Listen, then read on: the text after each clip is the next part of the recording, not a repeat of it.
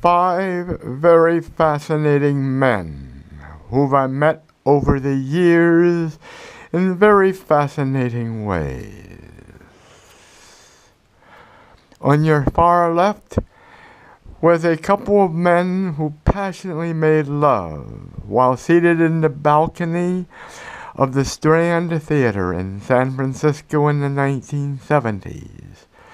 They saw me watching them. However, instead of chasing me away, they tried to invite me to join them. Nervously, I declined, and they allowed me to watch them. To their right is a man who is an extremely lonely man. I saw this gentleman in a movie theater, the Embassy Theater in San Francisco in the 70s.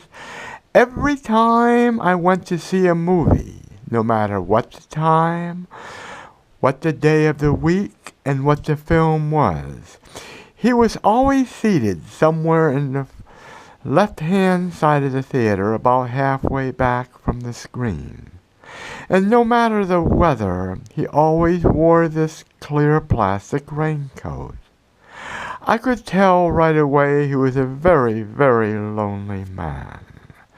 To his right were 2 men, one of whom I saw while I was in Boston in a pouring rainy day while in a hurry on the way to see a movie.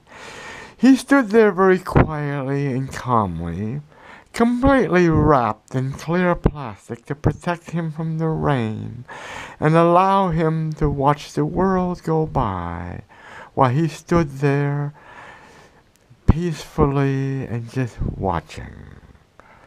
And when I was in San Francisco, in Hustler Row, Polk Street in the 1970s, I saw this young hustler. Again, like the man in Boston, he was completely wrapped in clear plastic to protect him from the rain and let his beauty shine through. Both men, when I passed them, they made eye contact with me, and there was a strong connection between them and myself. But because of circumstances of me being in a hurry, or me being afraid of engaging with a male hustler, not knowing what kind of diseases that he may carry, I had to reluctantly hurry on. But both of them remained in my heart. They deserved a place here in this Last Supper. Oh, lonely man, no matter who or where you may be, oh, I'm so sorry I haven't reached out to you. Wherever you may be in this world now, let the light from my heart reach to you.